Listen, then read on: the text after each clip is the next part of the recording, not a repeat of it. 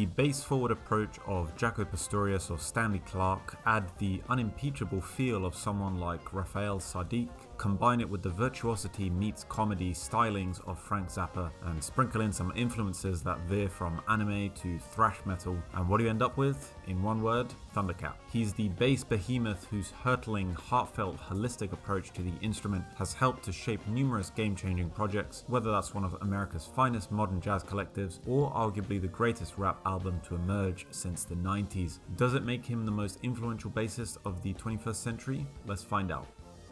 Music is in the blood for Thundercat. Born in LA as Stephen Lee Bruner midway through the 80s, his father, Ronald Bruner Sr., was a drummer whose work spanned The Temptations, The Supremes, Gladys Knight, Gary Bartz, and beyond. His mother, Pam, was a flautist and percussionist. And it was that deep-rooted musical heritage that provided the rhythm for Bruner family life. As Thundercat's brother, Ronald Bruner Jr., told Dazed in 2020, "If I liked a piece of music when I was young, my father would teach me to play it until it sounded exactly the same as it did on the record. Me and my brother Stephen had that kind of intense coaching, so it meant playing different genres came naturally to us." And it clearly paid off. Ronald Bruner Jr. would emulate his father by settling on the drums, going on to collaborate with icons such as Stanley Clarke, George Duke, and Marcus Miller. Another Bruner brother, Jamil, who goes by the stage name Kentaro, played with new age soul and R&B sensations The Internet. All three brothers have now either won or been nominated for a Grammy. We'll come back to those biological connections later, because Thundercat's musical family soon began to spread far beyond the confines of DNA. One of his earliest connections was with a future jazz titan, the saxophonist and bandleader Kamasi Washington, whose father was friends with Bruner Sr. Washington cites his first meetings with the Bruner brothers, these little kids who could already play music professionally, as he remembers them, as one of the sparks that ignited his own musical flame.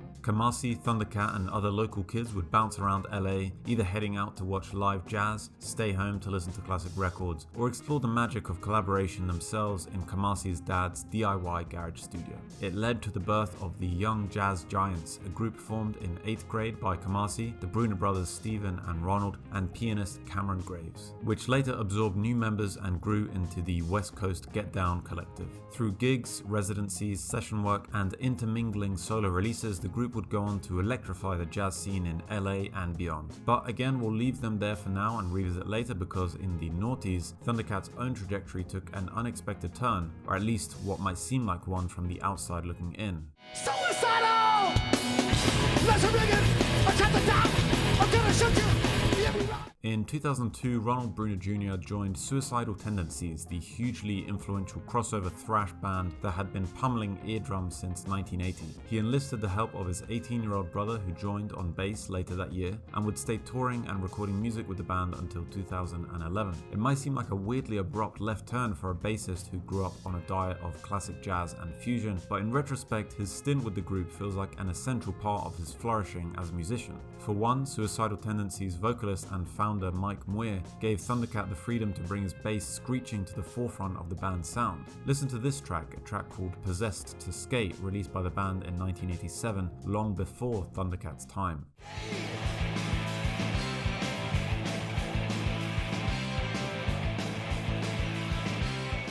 And compare it with the band's re-recorded version of the track 23 years later, with Thundercat's bass now the driving force.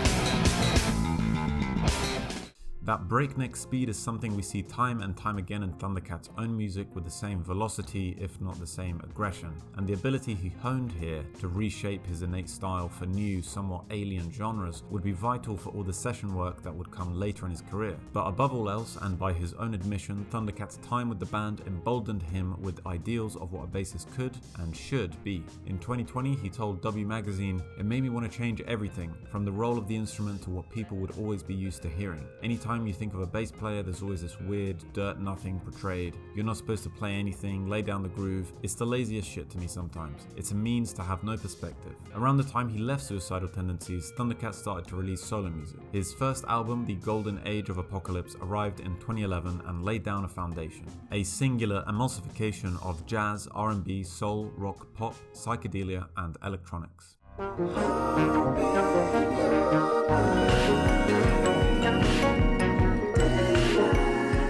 He He followed it up 2 years later with Apocalypse, which leaned even further into the stylings of its predecessor. It also featured something approaching a hit for the first time in his solo career, the track Oh Shit, It's X, which comes across like a space-age George Clinton cut. It's a knowingly outlandish tale of a drugs and booze-fueled blowout, and a good example of the comedic side of Thundercat's writing.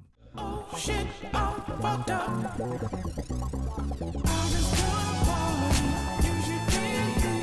In 2017, he returned with Drunk, a 23-track stream of consciousness epic. It spawned his best-known track to date, Them Changes. Listen out for the Isley Brothers via Ice Cube drum beat beneath all that squelchy bass work. Somebody tell me how I'm supposed to feel. His most recent full-length studio release is 2020's It Is What It Is. It might just be his finest work yet and was recognized with the Grammy Award for Best Progressive R&B Album, signaling his true arrival into the mainstream. I just brought a crib on top of the hill, and I brought a brand new ride.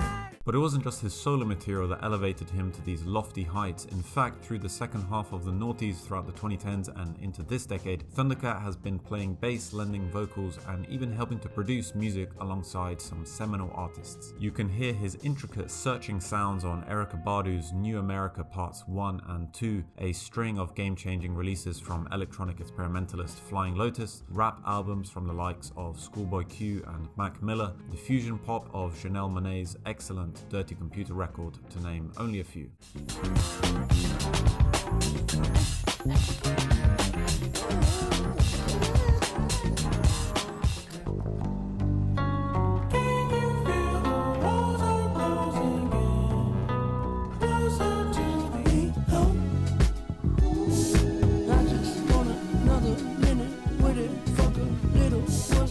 He also linked back up with Kamasi Washington numerous times, most notably on the colossal 173-minute odyssey that is 2015's The Epic, which was widely lauded as one of the most powerful jazz records of the decade. Thundercat played bass on 9 of the tracks, whereas his brother Ronald drummed on 10 of them. And if we're to take back up with the West Coast Get Down, who by this point had placed themselves as the vanguard of the transcontinental jazz revival of the 2010s, and were the driving force behind The Epic, then it's impossible not to mention Kendrick Lamar. But before we do, we'd like to drop a friendly reminder to please subscribe to the channel if you're enjoying this video. We've got more bassy goodness in the archives featuring the likes of Tina Weymouth and Larry Graham, with plenty more stuff in the pipeline. And if you want to grab some discounted drum equipment, please head over to Vic's Drum Shop and use the code OFFBEAT at checkout for an incredible 20% off. You can find the link down below. Cheers. Now back to Kendrick. When conjuring his 2015 opus To Pimp a Butterfly, the LA rapper was working alongside Terrace Martin. He's the multi-instrumentalist and producer who's part of the West Coast Get Down and just so happens to be Thundercat's cousin. Martin suggested getting members of the collective into the studio to help build the album, with Thundercat chief among the architects. The word from various sources, Kendrick, Thundercat himself, and many other musicians and producers involved with the project, is that the bassist was a crucial component of the album's success. He's listed as producer on 3 tracks and as an official featuring artist on 2, but his fingerprints are all over the record. The mutant bass on Wesley's Theory is classic Thundercat.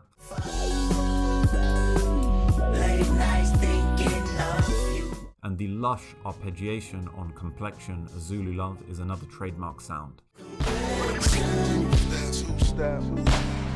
It all feels the same. The album itself is rightly regarded as a modern classic, and it seems fair to say it wouldn't have turned out the same were it not for Thundercat. To dig a little deeper into Thundercat's bass playing style, we've got to talk about some of the influences we've already touched upon, and we should start with that stage name. It's an homage to the 80s cartoon Thundercats, which took major cues from the Japanese anime style of animation, which also pops up time and again in Thundercat's music. There's a song on Apocalypse that pays homage to a classic anime.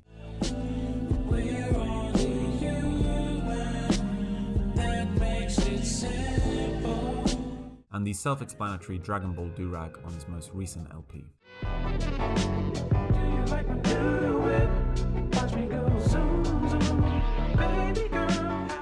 Musically, there are probably too many influences to pin down individually, but there are certainly some key ones. And while it might seem like a blindingly obvious place to start when talking about a bassist, we can't ignore Jaco Pastorius. Thundercat even has a tattoo of him. Clearly, Thundercat has echoes of Jaco in his music, which Bassist doesn't, but here the presiding influence seems to be one of mentality rather than specific points of style. Here's Thundercat talking about it in a video covering his favorite bass lines.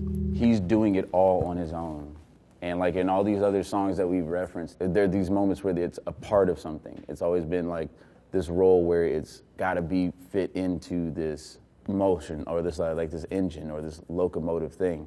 Jaco was introducing you to like, no, you are the locomotion. That notion of the bass being the driving force in the music, melodically, rhythmically, percussively, informs Thundercat's entire solo discography, but isn't his only way of playing. Elsewhere in that video, some of the bass lines he mentions are ones that form a perfect piece of a larger whole, which is another thing he seems to understand intuitively, judging by the session work we mentioned earlier. Vocally, there are some easy comparisons to be drawn between Thundercat's airy falsetto and that of the late great George Duke, and it's something that Thundercat isn't shy to exhibit, covering one of Duke's tracks on his 2011 debut album.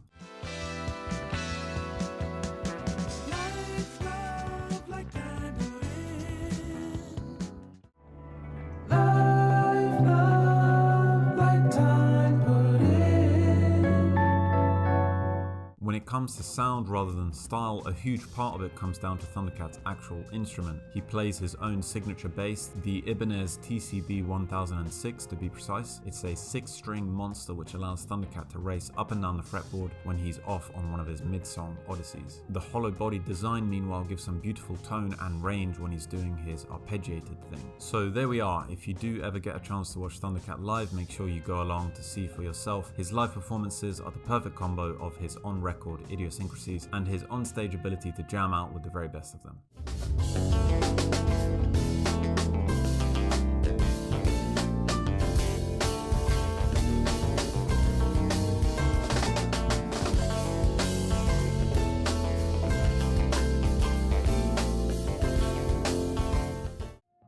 But do you think Thundercat is in fact one of the most influential bassists of the 21st century? Who else do you reckon is deserving of the accolade? Let us know in the comments below, and please do give us a like and subscribe if you enjoyed the video. Thanks so much.